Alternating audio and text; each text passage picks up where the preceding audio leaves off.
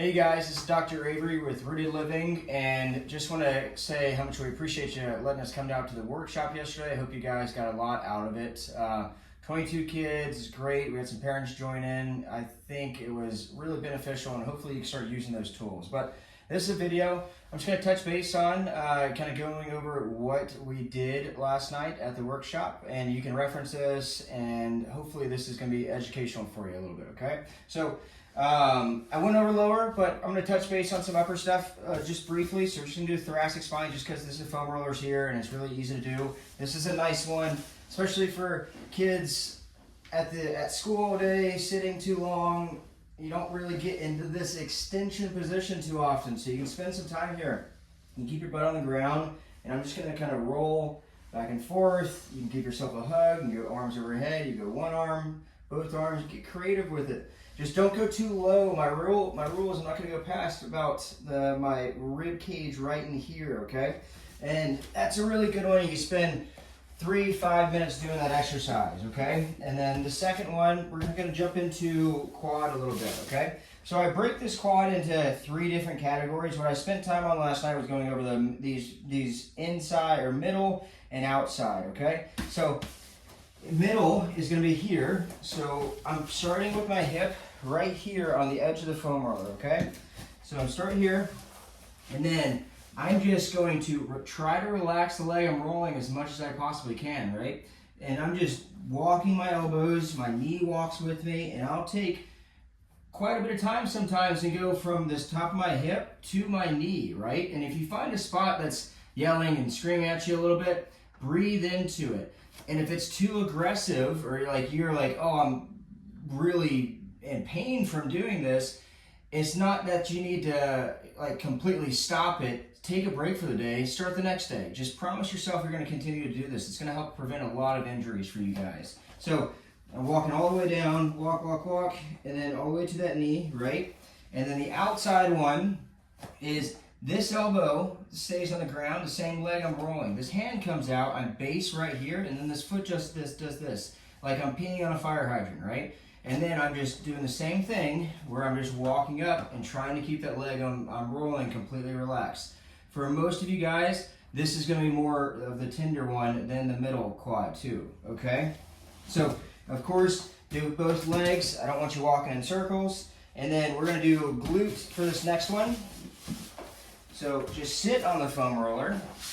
My leg is going to cross like this, and then I'm going to lean back, and I'm just doing a back and forth motion here, not much movement.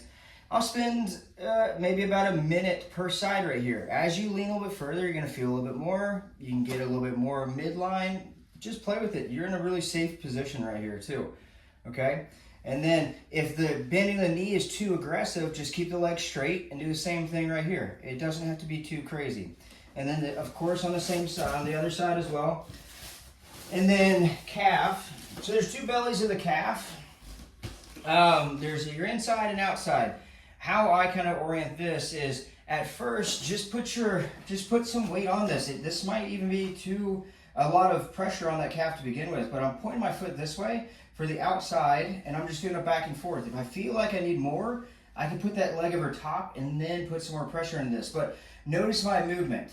When a lot of people want to roll their calf, they do this. I don't want you moving your leg. I want you using like your butt fat or your arms barely to kind of like back and forth right here, okay? This one is a little bit more of a back and forth one, more so than the quad at first. And then we're going to go inside. So notice how I turn my leg this way, and I'm doing the same thing here on both of those bellies, like that, okay?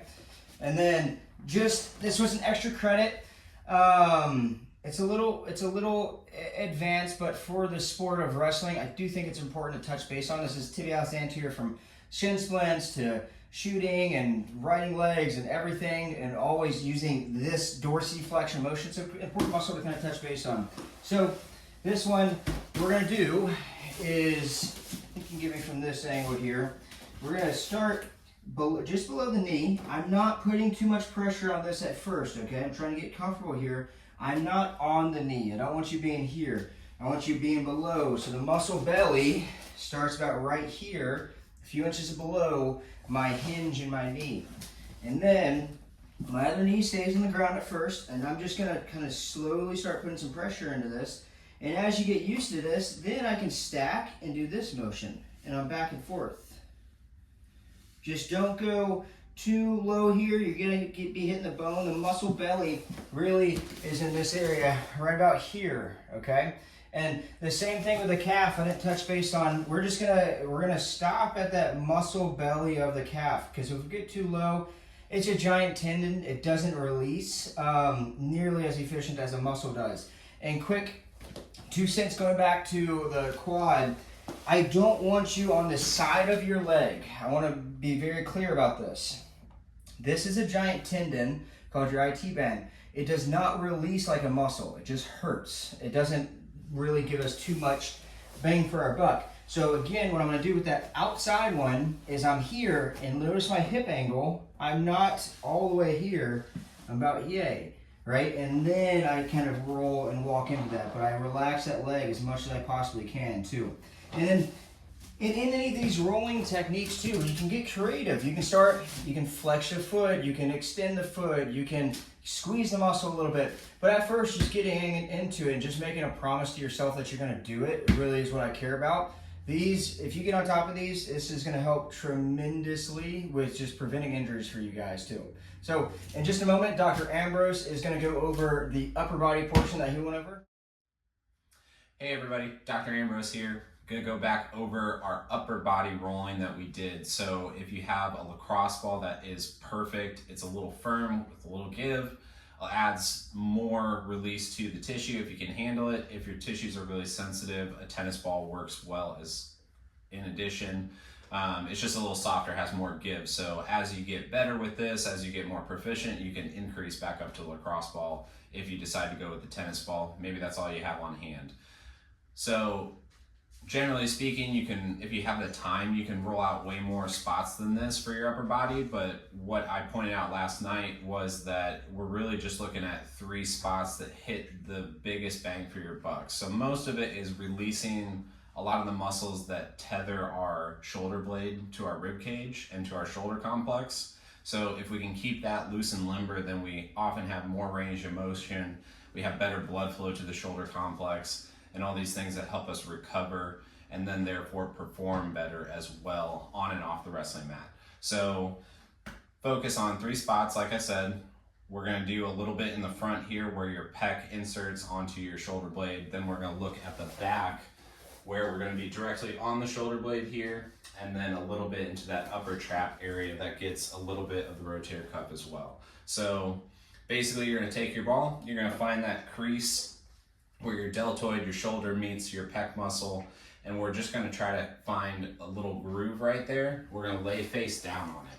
So ideally we have something that has not too much give to lay on, whether that's a floor at home, it can be carpet, something like that, but often a mat has more give, so you're not gonna get as good of a response when we're rolling on it. So find that spot, kind of lay down, face down like this.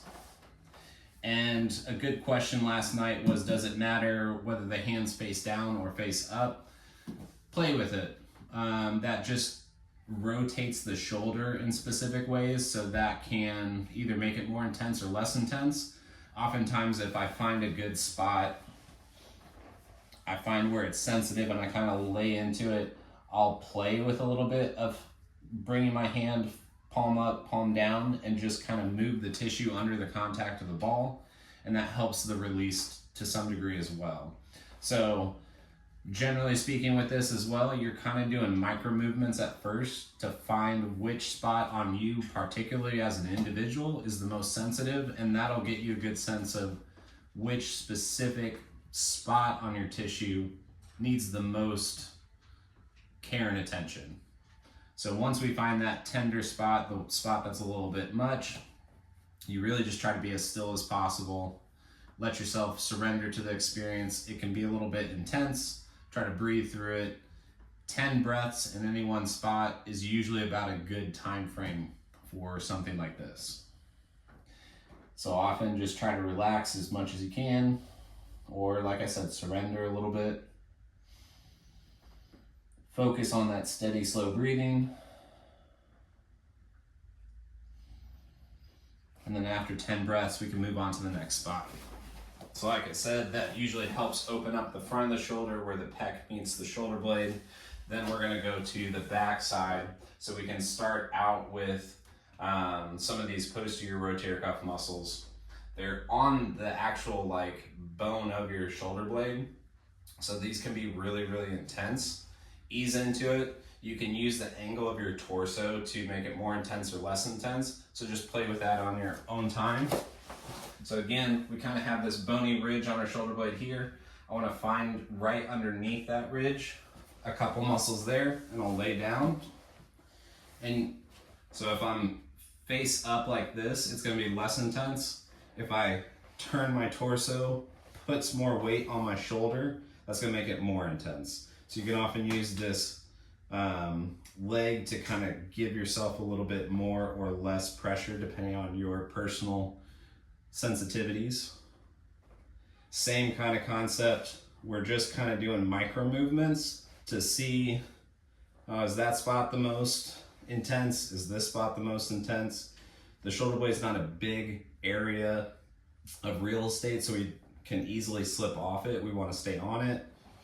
And so once you find the most intense little piece of muscle tissue, then we kind of just sit there, surrender, try to like go like silly putty and just ease into it. And as I'm sitting here breathing calmly, my brain and my body are communicating. And that's going to help them accomplish strategies to heal that over time and help you recover better. So then after 10 breaths there, we're going to get into this upper trapezius muscle here, connecting your shoulder and your neck.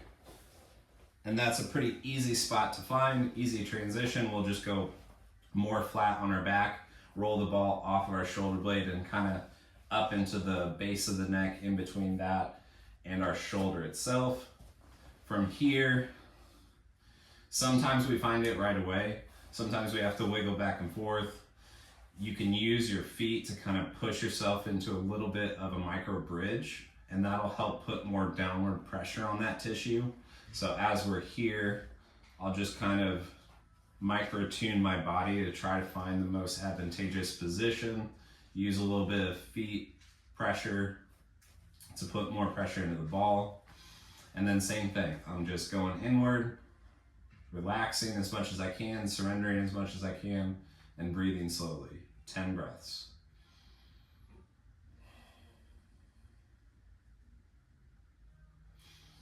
And the magic is in kind of just laying there and letting those two areas talk between the body and the brain. So that way, again, it can accomplish a strategy to help you recover better and change that tissue over time. The more consistent we are with that, the more change we're going to get with incremental progress. Just like our conditioning, just like our strength training, just like our skill building, it's little steps over time that get us the biggest results. Hope that helps. If you have any questions, of course, feel free to reach out to us. We're at Rooted Living, 29 Plantation Park. If you have any questions, we have an email, hello@rootedliving, and our phone number is 843-212-2504. So, looking forward to see you.